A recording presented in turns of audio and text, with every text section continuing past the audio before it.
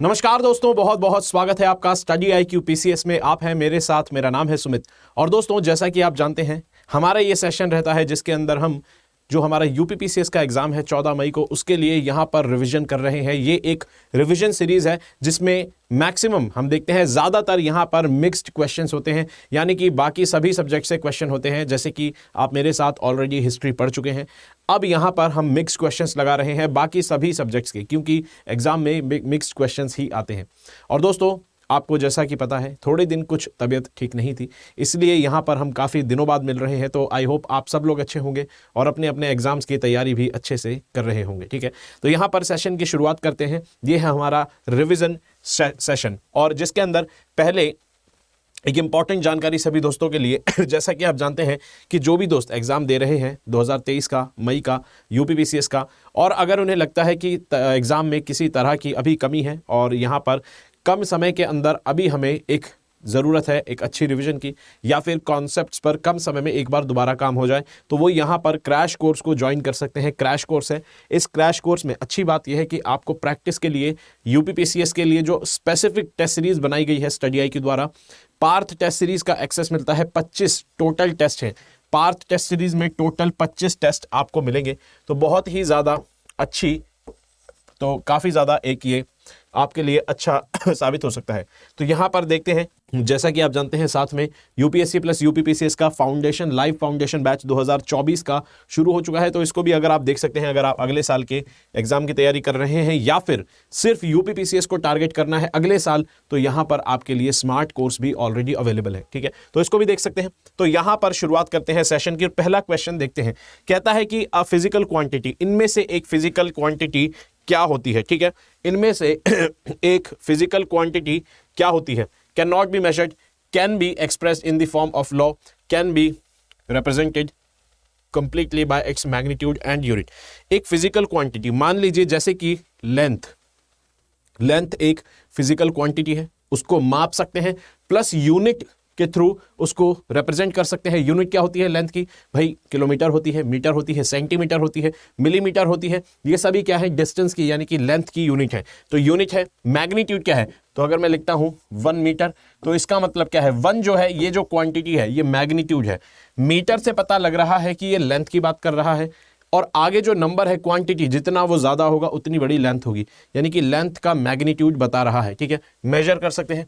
Can not be major गलत है, तो सही जवाब है बोथ 1 एंड C। ठीक है, बोथ B एंड C। ठीक है, चलिए अगला क्वेश्चन यहां पर पूछता है कि फंडामेंटल क्वांटिटीज। भाई फंडामेंटल क्वांटिटीज कौन सी होती हैं?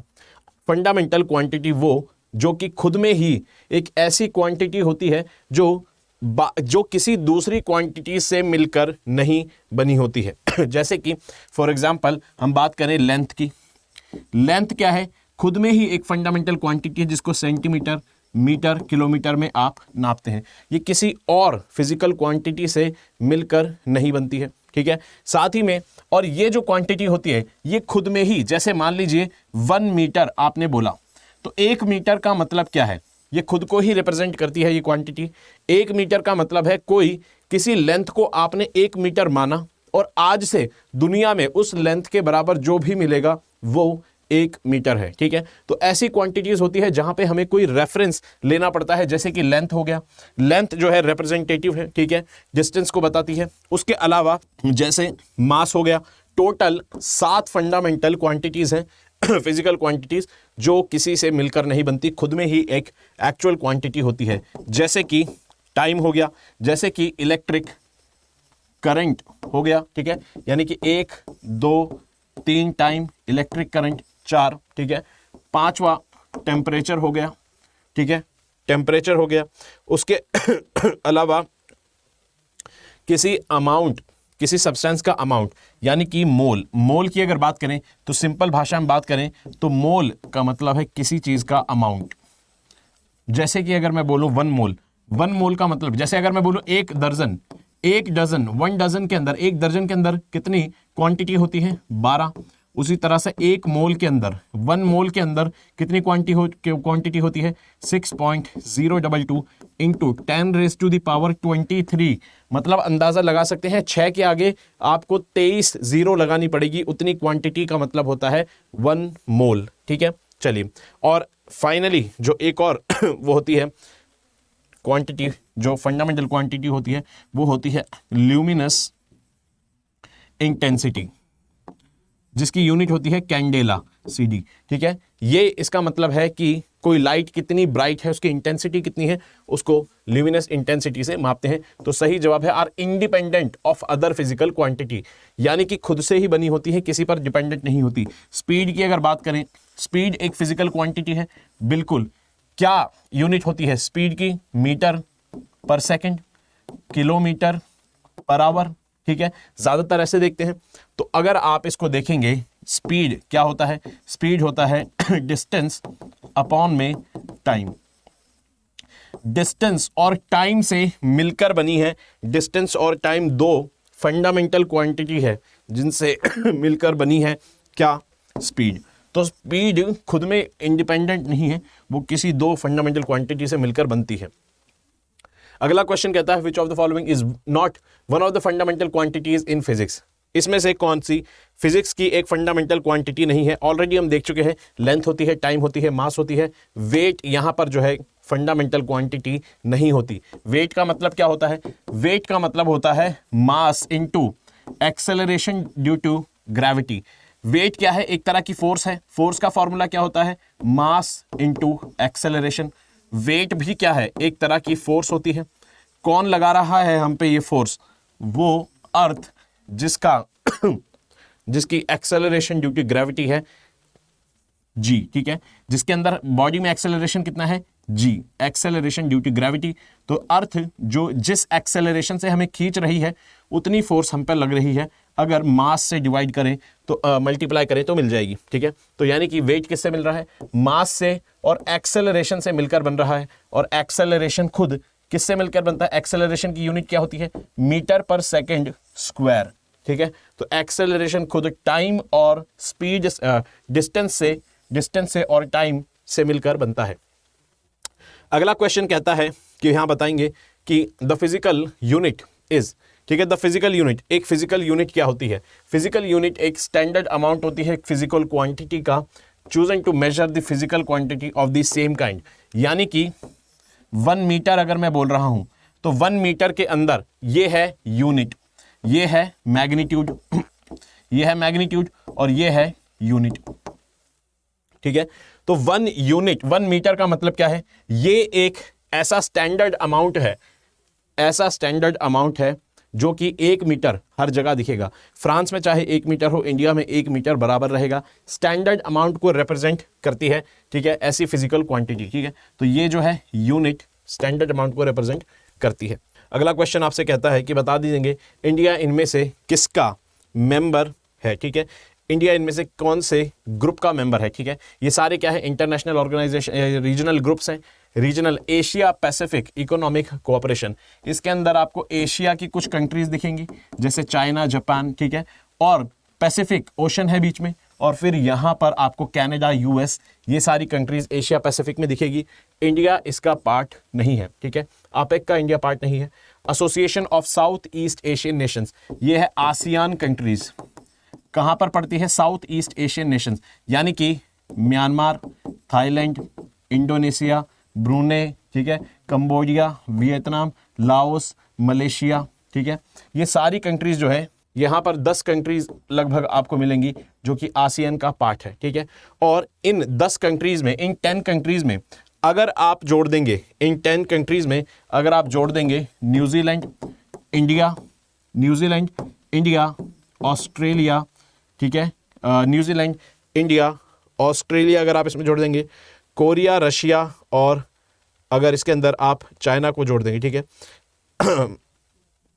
ठीक है, यहां पर अगर हम ऑस्ट्रेलिया को जोड़ दें, ठीक है, चाइना को जोड़ दें, ठीक है, चाइना को अगर यहां पर जोड़ दें, न्यूजीलैंड, इंडिया, जापान और रशिया को भी यहां पर जोड़ दें। ठीक है, जोड़ना पड़ेगा जापान को भी।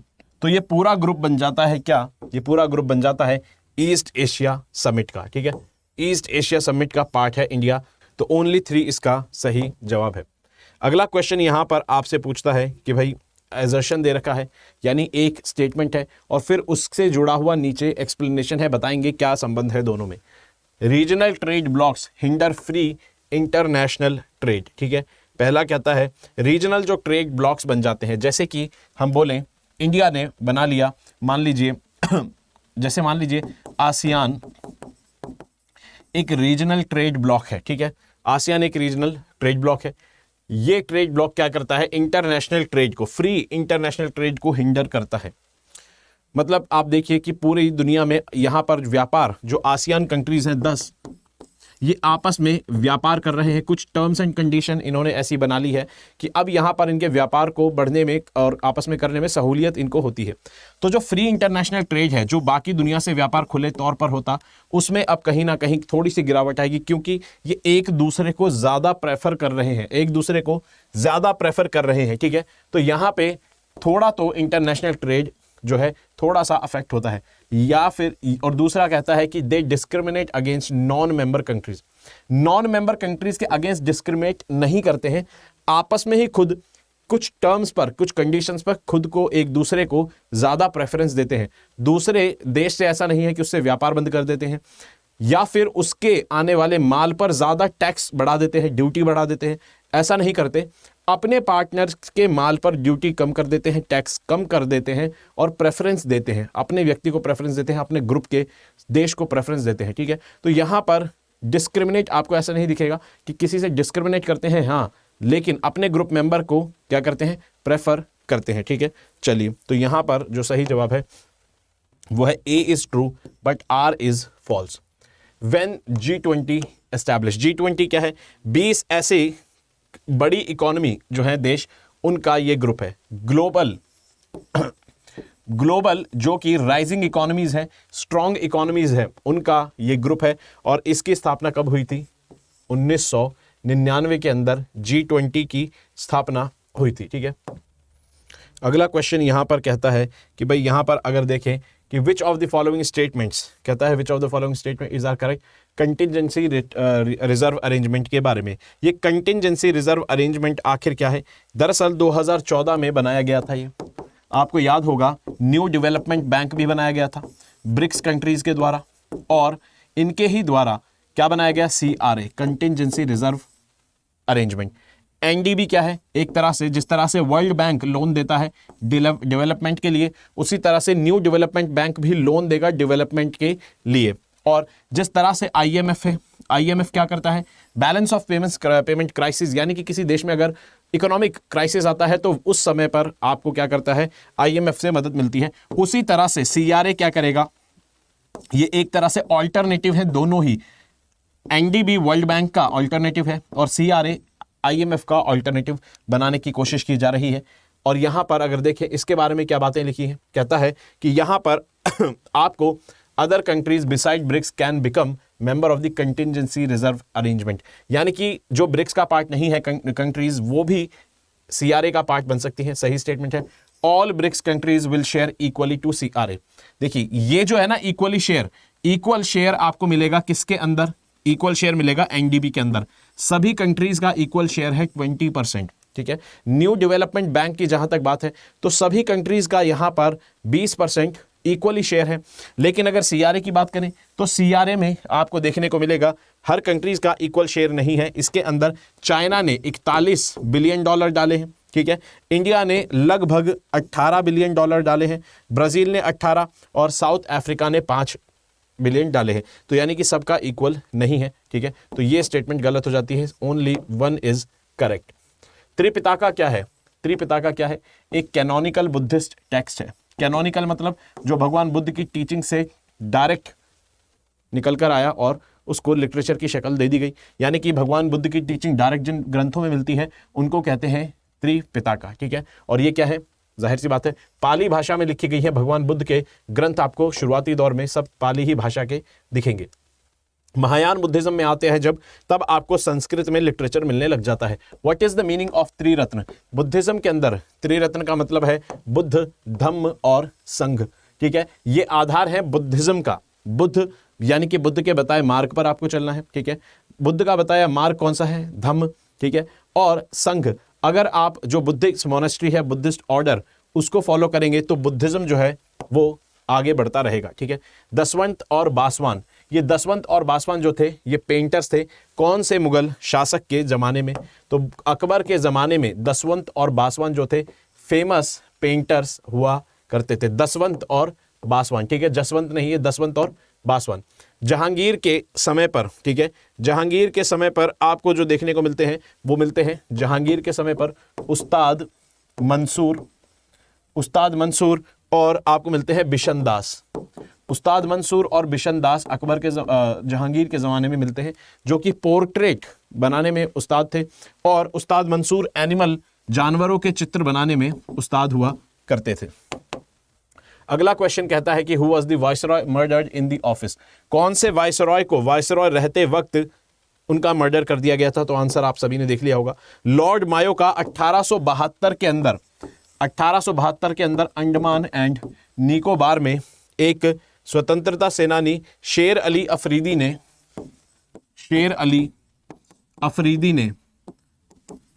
ने इनकी हत्या कर दी थी, ठीक है, जिनको शेर अली भी कहा जाता है, इनको शेर अली भी कहा जाता है। दोस्तों कितना बड़ा इवेंट रहा होगा ये उस वक्त कि एक वाइसरॉय की हत्या कर दी, और वो वाइसरॉय जो प्रेजेंटली सर्विंग है, ठीक है। तो ये एक बहुत बड़ा इवेंट हिस्ट्री का रहा है। Where was the provisional government of independent India, Azad Hind Fauj establish? भाई आज़ाद हिंद फौज आप सब जानते हैं, ठीक है।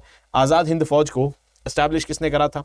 आज़ाद हिंद फौज की अगर बात की जाए तो सबसे पहले इसको एस्टैब्लिश किया था मोहन सिंह ने एस्टैब्लिश करा, जिसके अंदर प्रिजनर ऑफ वॉर्स थे। मोहन सिंह की तनातनी हो गई किससे? जापानीज सेना के लोगों से, और उन्होंने मोहन सिंह की जो फौज थी इंडियन आर्मी की उसको बैन कर दिया। उसके बाद यहां पर आते हैं रास Bihari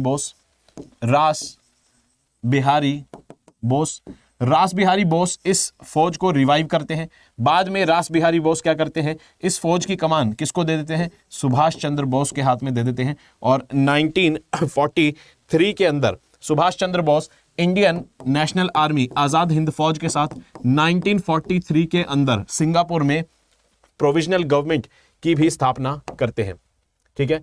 who was the president of national planning committee set up by the Congress? 1938 में जब हरिपुरा सेशन जब हुआ था तो यहां पर प्रेसिडेंट कौन थे? सुभाष चंद्र बोस यहां पर प्रेसिडेंट हुआ करते थे, और यहां पर नेशनल प्लानिंग कमीशन सेटअप किया गया था, नेशनल प्लानिंग कमेटी सेटअप की गई थी, जिसके चेयरमैन कौन बनाए गए थे? Jawaharlal Nehru. A London branch of all India Muslim League की लंदन में एक शाखा स्थापित की गई थी, एक ब्रांच बनाई गई थी। पूछता है कि भाई उसके प्रेसिडेंट कौन थे, ठीक है, उसके प्रेसिडेंट कौन थे? तो अमीर अली उसके प्रेसिडेंट हुआ करते थे। इन विच ईयर द राष्ट्रीय स्वयं सेवक संघ वाज फाउंडेड? तो नागपुर में आपको हेडक्वार्टर दिखेगा, ठीक है, नागपुर में स्थापना हुई। वो कब? विजयदशमी के दिन 1925 के अंदर, ठीक है। Which one of the following acid is predominantly found in tomatoes? बहुत सिंपल क्वेश्चन है।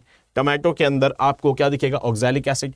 लैक्टिक एसिड आपको किस में दिखता है? दही में, ठीक है। टार्टरिक एसिड आपको किस में दिखेगा? इमली में या फिर टैमरिंड में या और एसिटिक एसिड को क्या बोलते हैं हम? Ethanoic acid. फॉर्मूला पता होना चाहिए, पूछ लेता है कई बार।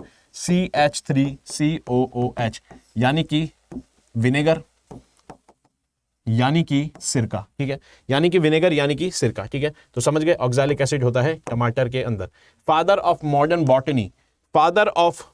बॉटनी किन को कहा जाता है? तो फादर ऑफ मॉडर्न बॉटनी कहा जाता है किनको? कार्ल लिनस को फादर ऑफ मॉडर्न बॉटनी कहा जाता है। एडवर्ड जेनर को फादर ऑफ इम्यूनोलॉजी कहा जाता है, ठीक है। वैक्सीन पर इनका काम आधारित है, ठीक है। और G.J. मेंडल को कहा जाता है फादर ऑफ जीनियोलॉजी, ठीक है, जीनोलॉजी का फादर किनको कहा जाता है? मेंडल को। आपको पता होगा मेंडल का नियम है, मेंडल ने जेनेटिक्स पर नियम दिया है कि कैसे लोगों में कैरेक्टर ट्रेट्स एक दूसरे के इंसानों में कैसे ट्रांसफर होते हैं, वो मेंडल बताते हैं। मेंडल्स लॉ ऑफ इनहेरिटेंस, ठीक है। लुई पास्चर को फादर ऑफ माइक्रोबायोलॉजी कहा जाता है। फादर ऑफ माइक्रोबायोलॉजी कहा जाए। Who among the following describe the directive principle of state policy as the noble feature of constitution. भाई ये किसने बात कही थी? ये तो बी आर अम्बेडकर ने कही थी। क्यों? क्योंकि बी आर अम्बेडकर ने कहा था directive principle of state policy खुद में खास इसलिए है क्योंकि लोगों की ड्यूटी भी तय की गई है, लोगों को अधिकार भी दिए गए हैं, लेकिन कुछ ऐसी चीजें हैं जो दोनों में ही कवर्ड नहीं है। स्टेट को वो चीजें करनी चाहिए, लेकिन स्टेट उसके लिए बाध्य नहीं है। स्टेट वो चीजें करेगा और स्टेट की एक तरह से ड्यूटी है कि स्टेट को ये चीजें करनी चाहिए, तो समय समय पर स्टेट के ऊपर एक तरह से ये मॉरल ऑब्लिगेशन है कि स्टेट को जो डायरेक्टिव प्रिंसिपल्स में लिखा है उस पर चलना पड़ेगा। और उन्होंने कहा था कि डायरेक्टिव प्रिंसिपल्स जो है वो एनफोर्सिएबल नहीं है कोर्ट में, हालांकि लेकिन जब लोग चुनाव लड़ेंगे, जब नेता चुनाव लड़ेंगे, तो जनता की अदालत में उन्हें जवाब देना होगा कि डायरेक्टिव प्रिंसिपल्स को लेकर उन्होंने क्या काम किए हैं। ठीक है, तो इसलिए भारत की गवर्नेंस के लिए इंपॉर्टेंट मानते हुए यह बात बी आर अम्बेडकर ने कही थी। ठीक है, कहता है the provision state shall take steps to separate the judiciary from executive. Judiciary को एग्जीक्यूटिव से सेपरेट करने का जो आपको ये स्टेप मिलेगा, कहां पर मिलेगा? आर्टिकल 50 में। भाई स्टेट ऐसा करेगा, स्टेट शैल आर्टिकल 50 में, जाहिर सी बात है किसका पार्ट होगा?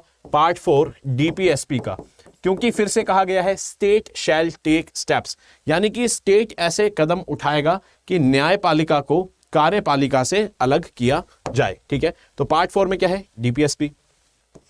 Which one of the following provides for the complete equality for main and women? Complete equality main और वुमेन में आपको कहां पर दिखेगी?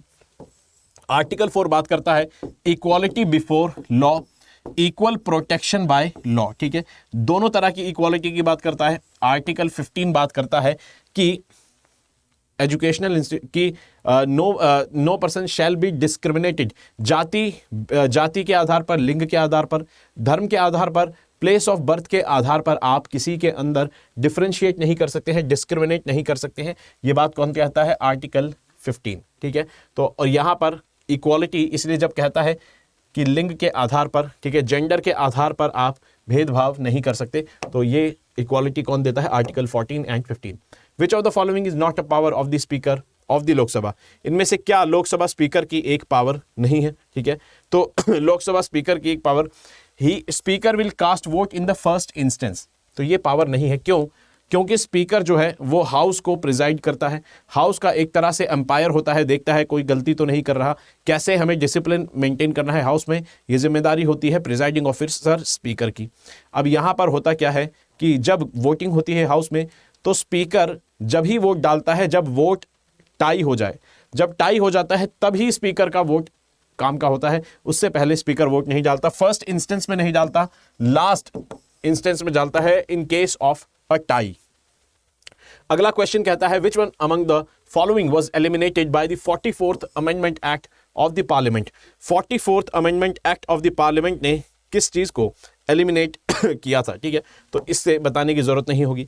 Under article 19(1)(f) and article 31 ये है, इसको ये है राइट टू प्रॉपर्टी। ठीक है, ये है राइट टू प्रॉपर्टी, इनको रिमूव कर दिया गया था किसके द्वारा? Amendment act, constitutional amendment act 44th। ठीक है, 44th कॉन्स्टिट्यूशनल अमेंडमेंट एक्ट ने राइट टू प्रॉपर्टी के ये 2 आर्टिकल डिलीट कर दिए और राइट टू प्रॉपर्टी को अंडर आर्टिकल 300A एक लीगल राइट बना दिया गया। ठीक है, अंडर आर्टिकल 300A इसको एक लीगल राइट बना दिया गया। अगला क्वेश्चन कहता है the chief justice of high court is appointed by the. Chief justice of high court को कौन अपॉइंट करता है? ठीक है, chief justice of high court को तो कहने की जरूरत नहीं होगी, chief justice of high court को कौन अपॉइंट करता है? प्रेसिडेंट अपॉइंट करता है। और chief justice of high court को अगर आपको हटाना है तो आपको संसद के अंदर आपको रेजोल्यूशन लाना पड़ेगा। ठीक है, रिमूवल के लिए प्रॉपर रेजोल्यूशन आपको लाना पड़ेगा, तभी हटा सकते हैं। Which one of the following is not a function of the constitution of India? पढ़ते ही पता चल जाएगा कि भाई अच्छे लोग राजनीति में आए, ये कॉन्स्टिट्यूशन कैसे डिसाइड कर सकता है? कॉन्स्टिट्यूशन तो कुछ रूल्स और कुछ प्रिंसिपल्स ही बता सकता है, लोग अच्छे आए ये कॉन्स्टिट्यूशन कैसे बता सकता है? ये तो लोगों को ही अच्छा बनना पड़ेगा। कुछ गारंटीज देता है राइट्स की सिटीजन्स को, पावर्स डिफाइन करता है डिफरेंट स्टेट ऑर्गन, जैसे भाई एग्जीक्यूटिव की क्या पावर है, लेजिस्लेचर की क्या पावर है, अलग अलग स्टेट्स की क्या पावर है, ठीक है। उसके अलावा कंडीशन पैदा करता है जस्ट सोसाइटी की, एक न्यायपूर्ण समाज बने इसकी कोशिश करता है हमारा संविधान। लेकिन अच्छे लोग राजनीति में आए ये तो तभी होगा जब वोटर जो है वोटर एजुकेटेड होगा, वोटर अच्छा होगा तो लोग अपने आप राजनीति में अच्छे ही लोग आएंगे, ठीक है। वोटर ही अगर ऐसा है कि दारू मिलते ही वोट डाल देता है, जाति देखते ही वोट डाल देता है, धर्म देखते ही वोट डाल देता है, ठीक है, तो जब तक ऐसा होता रहेगा तब तक वैसे ही नेता मिलते रहेंगे कि उनके पर केस चल रहे हैं, सीरियस क्रिमिनल चार्जेस लगे हैं, अपने एरिया के बाहुबली हैं, ठीक है, करप्शन में भी नाम है, और फिर भी दोबारा 2, 3, 4 बारी इलेक्शन जीत रहे हैं। कौन कर रहा है? वोटर ही तो ये चीज कर रहे हैं, ठीक है। Who among the following was the chairman of the National Commission for the Review of the Working Committee of the Constitution?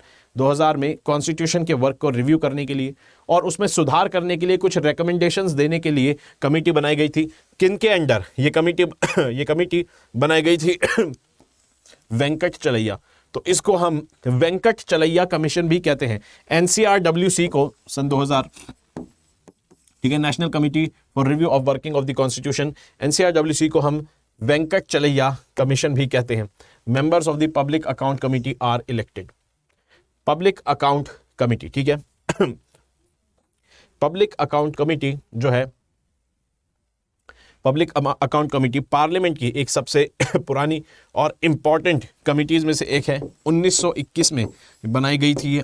1919 का जो गवर्नमेंट ऑफ इंडिया एक्ट आया था उसके तहत बनती है, ठीक है, मोंटफोर्ट रिफॉर्म के बाद। टोटल इसके अंदर 22 मेंबर्स आपको दिखेंगे।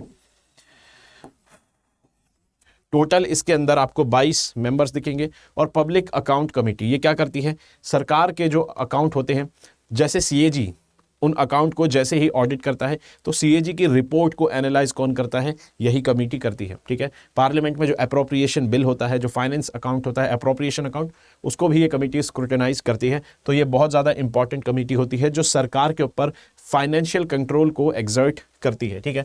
और इसके अंदर पूछता है कि इसके मेंबर्स जो हैं वो इलेक्ट कैसे होते हैं। तो इसके मेंबर्स जो हैं दोनों हाउस मिलके इलेक्ट करते हैं। कैसे इलेक्ट करते हैं? Proportional representation, single transferable vote, ठीक है। तो सिंगल ट्रांसफरेबल वोट के थ्रू यहां पर ये प्रोपोर्शनल रिप्रेजेंटेशन का एक तरीका है। सिंगल ट्रांसफरेशन वोट के थ्रू किए जाते हैं इलेक्ट। और चेयरमैन को कैसे अपॉइंट करता है? भाई चेयरमैन को स्पीकर अपॉइंट करता है, ठीक है। चेयरमैन को स्पीकर अपॉइंट करता है। कमेटी का चेयरमैन इलेक्ट नहीं होता, मेंबर इलेक्ट होते हैं। स्पीकर जो है चेयरमैन को अपॉइंट करता है, तो चेयरमैन जो है वो अपॉइंट होता है, मेंबर्स जो है वो इलेक्ट होते हैं, ठीक है। चलिए, कहता है, क्वेश्चन देखेंगे, shifting cultivation produces low volume of crops with simple tools. Shifting cultivation में हमें जो फसल है वो थोड़ी कम मिलती है, ठीक है। क्यों मिलती है? क्योंकि सिंपल टूल इस्तेमाल होते हैं। रीजन बता रहा है कि ये एक प्रिमिटिव फॉर्म ऑफ एग्रीकल्चर है, यानी कि बहुत ही ये एक तरह से देखा जाए तो प्राइमरी लेवल का, प्रिमिटिव लेवल का सिंपल फॉर्म ऑफ एग्रीकल्चर है। तो स्टेटमेंट जो है सेकंड वाली पहली वाली की सही एक्सप्लेनेशन है और दोनों सही भी हैं, ठीक है। Thickness of atmosphere is maximum over the equator, ये अर्थ है। अर्थ पर एटमॉस्फेयर को अगर आप देखेंगे तो एटमॉस्फेयर कुछ इस तरह से नजर आएगा आपको, ठीक है। अर्थ पे एटमॉस्फेयर कुछ इस तरह से नजर आएगा, ठीक है। तो यहां पर अगर आप देखें एटमॉस्फेयर को, तो जो ट्रोपोस्फेयर है, ठीक है, एटमॉस्फेयर को अगर हम सिर्फ पूरा एटमॉस्फेयर ही कंसीडर कर लें तो इस तरह से आपको नजर आएगा। यहां पर अगर आप देखें ये एटमॉस्फेयर जो है ना, ये इक्वेटर पे, ये है हमारा क्या कहते हैं, ये मान लीजिए ये है इक्वेटर 0 डिग्री और यहां पर है पोल्स, ठीक है। थोड़ी सी उल्टी कर दी पृथ्वी हमने, कोई बात नहीं, उल्टी हो गई है पृथ्वी हमारी तो ऐसे देख लेंगे, ठीक है। यहां पर होता क्या है, सूरज की रोशनी यहां पर बना लेते हैं, ठीक है। चलिए, यह है 0 डिग्री इक्वेटर। भाई सूरज की रोशनी जो है मैक्सिमम कहां तक पड़ती है? 23 डिग्री नॉर्थ तक, 23.5 डिग्री नॉर्थ, 23.5 डिग्री साउथ। सबसे ज्यादा सूरज की रोशनी इसी रीजन में पड़ती है। तो यहां की गैस ज्यादा गर्म होगी, ज्यादा ऊपर तक जाएगी, ज्यादा एक्सपैंड होगी, तो यहां पे एटमॉस्फेयर ज्यादा थिक होता है, ठीक है। और पोल्स पर एटमॉस्फेयर ज्यादा थिक नहीं होता है। क्यों? तो पहली स्टेटमेंट एकदम सही। रीजन दे रहा है high insolation and strong convection occurrence to at the equator. Insolation मतलब सूरज की रोशनी जहां ज्यादा पड़ती है उसे बोलते हैं हाई इंसोलेशन एरिया, और कन्वेक्शन मतलब गर्म होकर गैस ज्यादा ऊपर जाएगी। तो पहली स्टेटमेंट की सही एक्सप्लेनेशन है second statement. Which one of the following statements about temperature is correct? Temperature के बारे में कौन सी स्टेटमेंट कहता है कि सही है? ठीक है, तो the temperature decreases with height in the atmosphere at in average of, ठीक है, इसे बोलते हैं normal lapse rate. Normal lapse rate, normal lapse rate NLR, यानी कि जैसे ही 1 किलोमीटर ऊपर जाएंगे आप वैसे ही 6 डिग्री की गिरावट टेम्परेचर में देखने को मिलेगी। ये बेसिकली कहां पर होता है? ट्रोपोस्फेयर में। ये है अर्थ। अर्थ में आप देखेंगे सबसे पहले आपको दिखेगा ट्रोपोस्फेयर जो सबसे नीचे का एटमॉस्फेयर है, उसके ऊपर आपको दिखेगा स्ट्रेटोस्फेयर, उसके ऊपर आपको दिखेगा मीजोस्फेयर, और फिर यहां पे दिखेगा थर्मोस्फेयर, और फिर यहां दिखेगा एक्सोस्फेयर। ठीक है, तो ट्रोपोस्फेयर में क्या होता है? हाइट जैसे जैसे बढ़ते जाते हैं टेम्परेचर गिरता है। कितना गिरता है? 6.5 डिग्री पर किलोमीटर। स्ट्रेटोस्फेयर में क्या होता है? जैसे जैसे ऊपर जाएंगे टेम्परेचर बढ़ेगा। ठीक है, क्यों? क्योंकि स्ट्रेटोस्फेयर में क्या है? ओजोन, और ओजोन क्या करती है? हीट को ट्रैप करती है। डार्लिंग रेंज, ये जो डार्लिंग रेंज है ये कहां पर मिलेगी? ठीक है, तो डार्लिंग रेंज देखते हैं कहां पर है। तो डार्लिंग रेंज आपको मिलेगी यहां पर। कौन सी दिशा है? ये मिलेगी आपको साउथ वेस्ट ऑस्ट्रेलिया के अंदर। ठीक है, साउथ वेस्ट ऑस्ट्रेलिया के अंदर darling mountain range. Darling river भी है, तो ठीक है, दो डार्लिंग दोनों अलग अलग जगह पर बैठी हैं। ठीक है, तो एक डार्लिंग जो है रिवर है, एक डार्लिंग माउंटेन रेंज है। ठीक है, तो दोनों को आपने अलग कर रखा है। टेलर वैली आपको कहां पर मिलेगी? तो टेलर वैली हमें एंटार्क्टिका में मिलती है।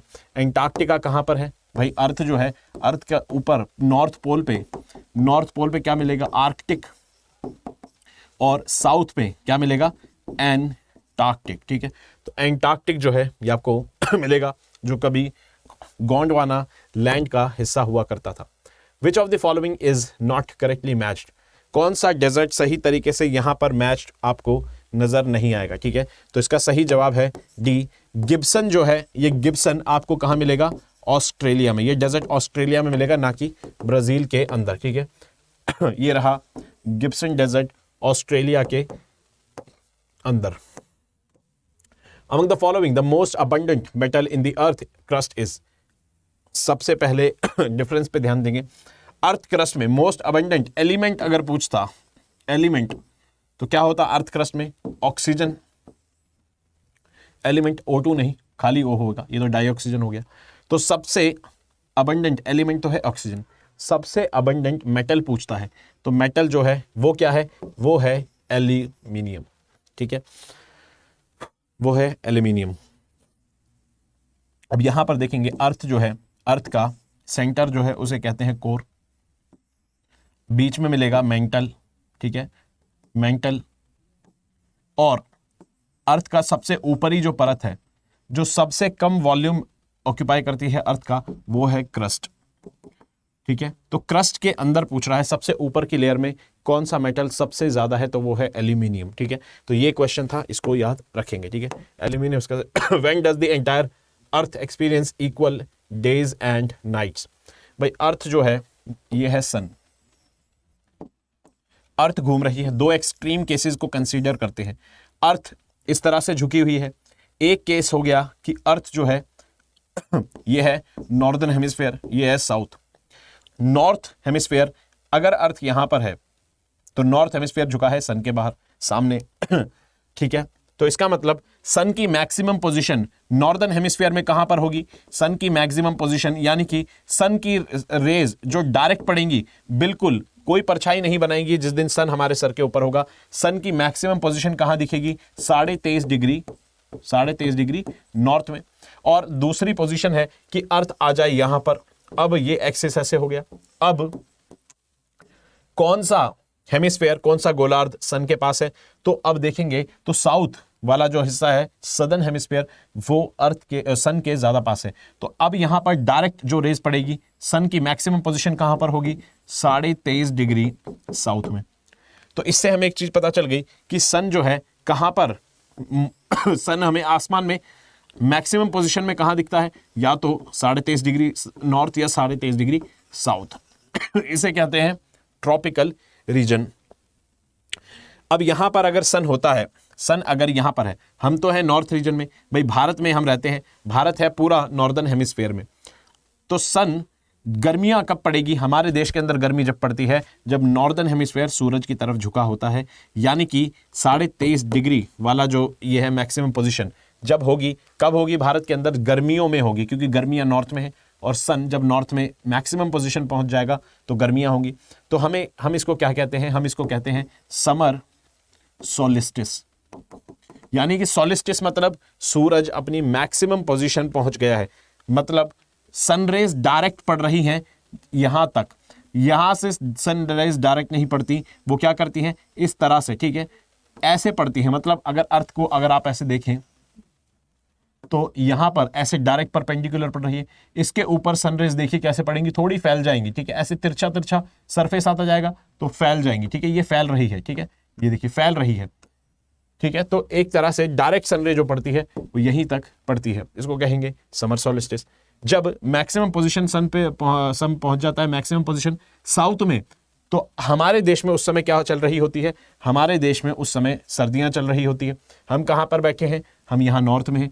अब सन पहुंच गया है 23.5 डिग्री साउथ में, ठीक है, यानी कि सन साउथ में मैक्सिमम पोजीशन में है, यहां पर सर्दी है, तो सर्दियां हैं और मैक्सिमम पोजीशन है, तो क्या बोलेंगे? सर्दियों के लिए विंटर, मैक्सिमम पोजीशन के लिए सोलिस्टिस। बस। तो विंटर क्यों बोल रहे हैं? क्योंकि हम नॉर्थ में हैं और सन साउथ में है, इसलिए विंटर है। हम नॉर्थ में है, सन भी नॉर्थ में आ गया, तो फिर हो जाएंगी गर्मियां।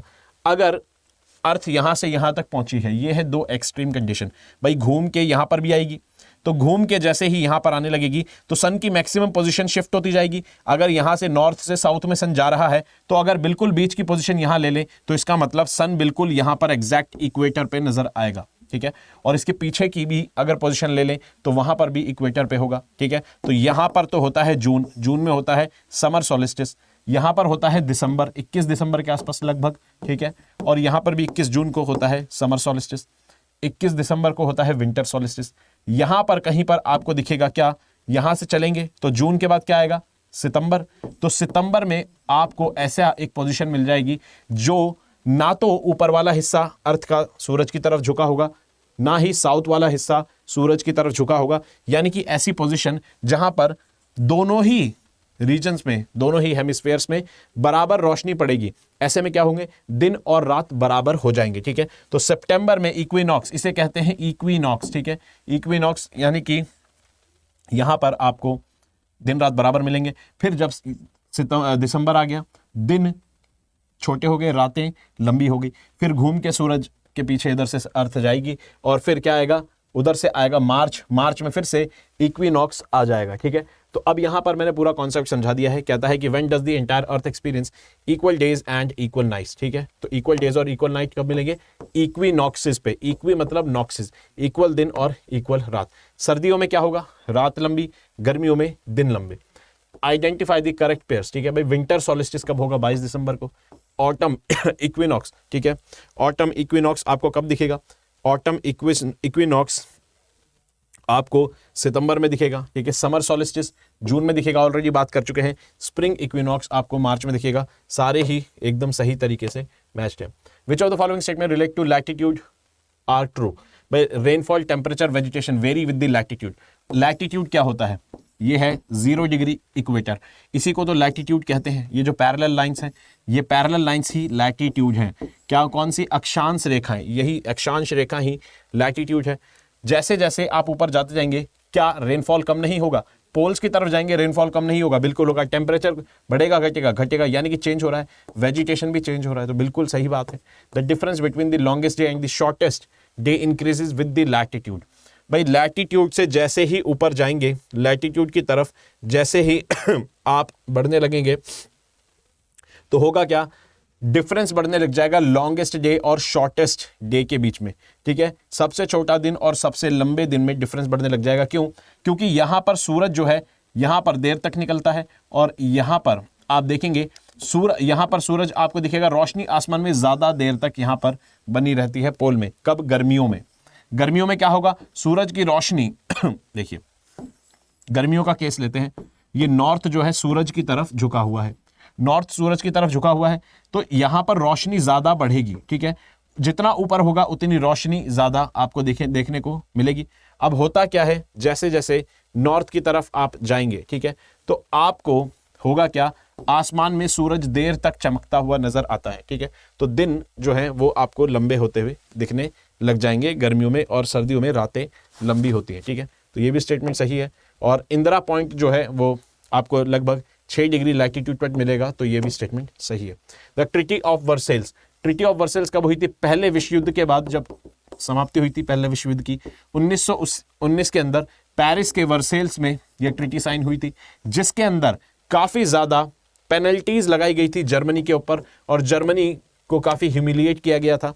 इसी चीज का बदला लेने के लिए हिटलर ने द्वितीय विश्व युद्ध तक जर्मनी के लोगों को यही कहा कि हमें पहले विश्व युद्ध का बदला लेना है, जर्मनी का जो ह्यूमिलिएशन हुआ है।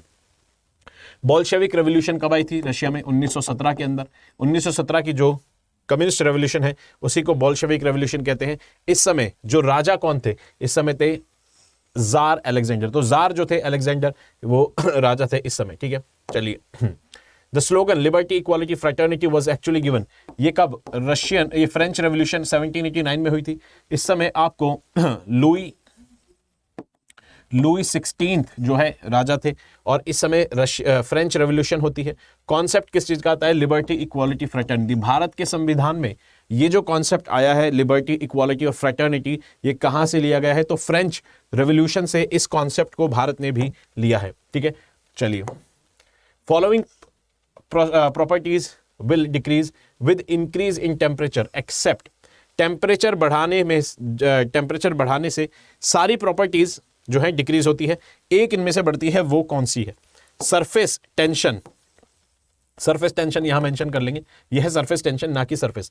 सरफेस टेंशन क्या होता है भाई, सरफेस पे जो मॉलिक्यूल्स होते हैं वो एक दूसरे को पकड़ के रखते हैं। सरफेस टेंशन के मॉलिक्यूल एक दूसरे के साथ चिपक के रहते हैं, और जितना ज्यादा एक दूसरे के साथ चिपक के रहेंगे उतना ज्यादा सरफेस टेंशन होगा, ठीक है। जब आप टेम्परेचर बढ़ाएंगे तो इन मॉलिक्यूल्स के बीच में ये जो चिपक रहे हैं इनकी फोर्स कम हो जाएगी, ये एक दूसरे से दूर भागने की कोशिश करेंगे। भाई हर चीज लिक्विड से भाप बनने की कोशिश करती है, इनमें भी सरफेस टेंशन फिर डिक्रीज होगा, ठीक है। अट्रैक्शन इनके बीच में कम हो जाएगा। विस्कोसिटी, कोई चीज कितनी गाढ़ी है, भाई गाढ़ी चीज को जब हम हीट करते हैं तो वो पतली ही होती है, तो विस्कोसिटी जो है वो डिक्रीज होती है, ठीक है। विस्कोसिटी बताता है कोई चीज कितनी गाढ़ी है। रेजिस्टेंस टू फ्लो होता है विस्कोसिटी। डेंसिटी भी डिक्रीज होती है, ठीक है। डेंसिटी क्या होती है, डेंसिटी होती है मास बाय वॉल्यूम, यानी किसी चीज के एक यूनिट वॉल्यूम में उसका कितना मास है। जैसे ही आप गैस को या किसी भी चीज को हीट करने लगते हैं तो उसका मैटर जो है एक्सपैंड करने लग जाता है, तो एक यूनिट वॉल्यूम के अंदर उसका मैटर जो है वो थोड़ा कम हो जाता है। जैसे गैस का ही एग्जांपल ले लीजिए, अब एक यूनिट में आपको उतनी गैस नहीं मिलेगी, तो डेंसिटी भी आप देखेंगे डिक्रीज होती है। वेपर प्रेशर जो है ये इंक्रीज होता है। वेपर प्रेशर होता क्या है, दरअसल कोई लिक्विड है, ठीक है, मान लीजिए लिक्विड है, लिक्विड के मॉलिक्यूल्स, लिक्विड जो होगा ये क्या करेगा, थोड़ा थोड़ा एटमॉस्फेयर में उड़ता रहता है। जैसे पानी की अगर आपने बोतल खुली छोड़ दी, आपको क्या लगता है वो पानी उस बोतल में हमेशा भरा रहेगा, जबकि आपने उस पानी को हीट भी नहीं किया। आप देखेंगे एक हफ्ते बाद, एक महीने बाद, 6 महीने बाद वो पानी अपने आप ही उड़ जाएगा, वो पूरी बोतल खाली हो जाएगी अपने आप ही, आपने कुछ भी नहीं किया। तो ऐसा क्या हो गया कि भाई बिना हीट करे भी वो पानी आपस में अपने आप ही एटमॉस्फेयर में चला गया। कैसे उड़ गया, उसका कारण होता है वेपर प्रेशर। कोई भी लिक्विड होता है उसके मॉलिक्यूल्स एटमॉस्फेयर में जाते रहते हैं, और ये एटमॉस्फेयर में जाते हैं, और साथ ही में जो लिक्विड का सरफेस होता है इस पर प्रेशर भी लगाते हैं, ठीक है, इस पर प्रेशर भी लगाते हैं। तो जो लिक्विड के मॉलिक्यूल लिक्विड के सरफेस पे कितना प्रेशर लगा रहे हैं वो उसे कहते हैं वेपर प्रेशर। और जो लिक्विड जितना ज्यादा उड़ने वाला होगा, जितने ज्यादा वॉलेटाइल होगा, जैसे कि अगर आप देखें थिनर उड़ता है, यानी कि जितनी जल्दी भाप बन रहा है, जितनी जल्दी वेपर की फॉर्म में कन्वर्ट हो रहा है, उसके वेपर ज्यादा बनेंगे, वो ज्यादा प्रेशर लगाएगा। किसके ऊपर प्रेशर लगाएगा ज्यादा, लिक्विड के सरफेस पे। तो आप क्या करेंगे, जितना ज्यादा हीट देंगे उतने मॉलिक्यूल भाप बनेंगे और वो उतने ही सरफेस के ऊपर प्रेशर को लगाएंगे, ठीक है। तो यहां पे क्या होगा, जैसे हीट करेंगे मॉलिक्यूल ज्यादा भाप बनेंगे और ज्यादा प्रेशर लगाएंगे तो प्रेशर, वेपर प्रेशर बढ़ेगा, ठीक है। चलिए, pH of water 25 degree Celsius पर 7 होता है, ठीक है, लेकिन हीट करते हैं तो पीएच बढ़ता है। पीएच क्या होता है आपको पता होना चाहिए। पीएच का मतलब क्या होता है, minus log of H plus. ये मैंने साइंस की भाषा में बता दिया, घबराने की बात नहीं है। इसका कुछ मतलब नहीं होता, इसका मतलब होता है कि कॉन्सेंट्रेशन चेक कर रहे हैं एच प्लस की, यानी कि किसी सॉल्यूशन के अंदर एच प्लस के आयंस कितने ज्यादा हैं वो होता है पीएच, ठीक है, यानी कि पोटेंशियल ऑफ हाइड्रोजन, ठीक है। POHB होता है पोटेंशियल ऑफ हाइड्रोक्साइड। पानी को आपने हीट किया 100 डिग्री पर, ठीक है, पानी जो है ये 100 डिग्री पर जब आप इसको हीट करते हैं तो बहुत सारा वाटर पीएच और बहुत सारा वाटर H प्लस और OH माइनस में एग्जिस्ट करने लग जाता है, ठीक है।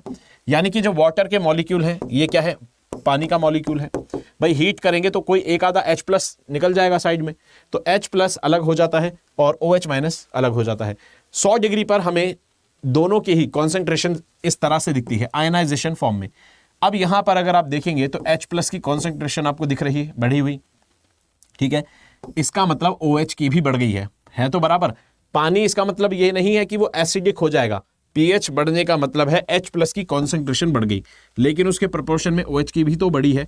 हालांकि OH को हम चेक नहीं कर रहे हैं, उसकी कॉन्सेंट्रेशन को हम मेजर नहीं कर रहे हैं, हम किसकी कर रहे हैं, H प्लस की। तो H प्लस की कॉन्सेंट्रेशन बढ़ गई है और जब मेजर करेंगे तो पीएच बढ़ा हुआ नजर आएगा, लेकिन इसका मतलब ये नहीं है कि सॉल्यूशन एसिडिक हो गया है। सॉल्यूशन एसिडिक कब होगा, जब इस H प्लस के, मान लीजिए यहां पर 9 H प्लस है, इधर 9 OH है, तो यहां पर क्या होगा, सॉल्यूशन न्यूट्रल ही रहेगा। मान लीजिए यहां पर 1000 H प्लस है, यहां पर 1000 OH है, पीएच बढ़ गया, बिल्कुल बढ़ गया क्योंकि 1000 H प्लस हो गए, लेकिन उसके बदले में 1000 OH भी है, तो टोटल यहां पर पानी हमारा न्यूट्रल ही रहेगा। मान लीजिए यहां पर 1200 H प्लस हो गए और इधर 1000 OH ही है, क्या पीएच बढ़ा, बिल्कुल बढ़ गया।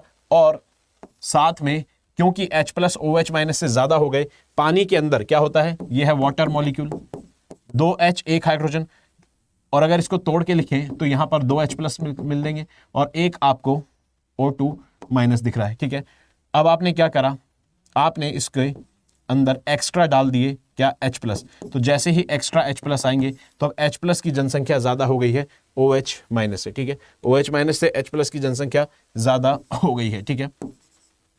तो यहां पर ऐसे टूटेगा H प्लस और OH माइनस के अंदर, ठीक है। लेकिन जैसे ही H प्लस जाएंगे ये न्यूट्रल नहीं रहेगा, जरूरत से ज्यादा, ठीक है। तो यहां पर जो बात बोलता है कि पीएच डिक्रीज होगा, बिल्कुल होगा, क्यों, H प्लस की संख्या बढ़ रही है तो पीएच जो है डिक्रीज होगा, ठीक है। क्यों, क्योंकि पीएच मीटर पे देखें 7 जो पीएच होता है न्यूट्रल, और एसिडिक चीजों का जो पीएच होता है वो होता है क्या, 7 से कम।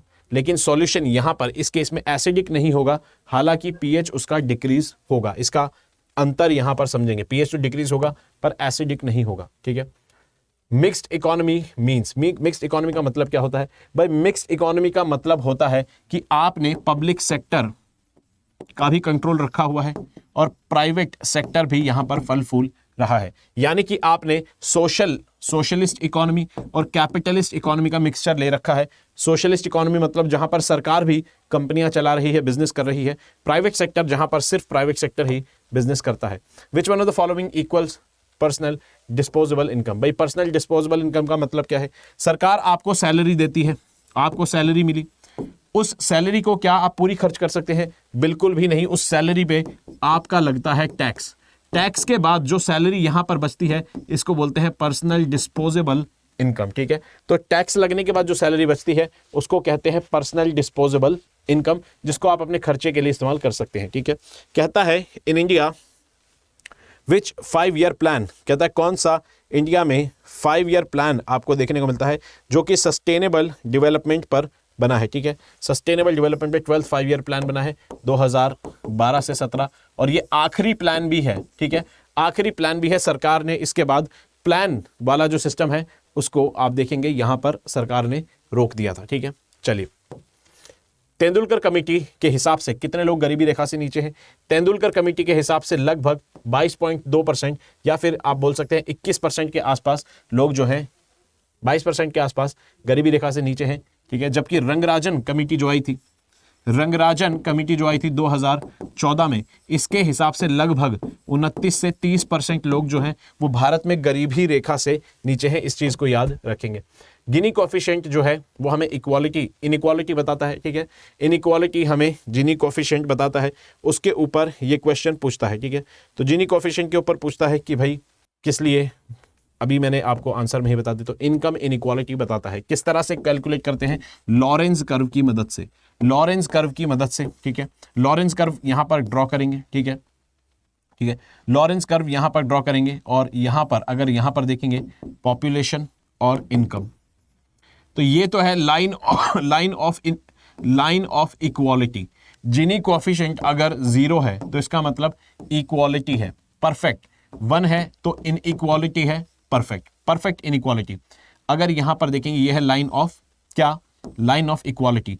आपको लॉरेंज कर्व ऐसे दिखेगा, ये है लॉरेंज कर्व जो कि इनइक्वालिटी को दिखा रहा है कि आपको इक्वालिटी नहीं दिखेगी, इस इक्वालिटी की लाइन से डेविएशन हो रहा है और ये जो डेविएशन हो रहा है यही इनइक्वालिटी को बता रहा है, यानी कि असमानता को बता रहा है और इसे ही लॉरेंज कर्व कहा गया। इसके अंदर आपको रीजन्स दिखेंगे ए और बी।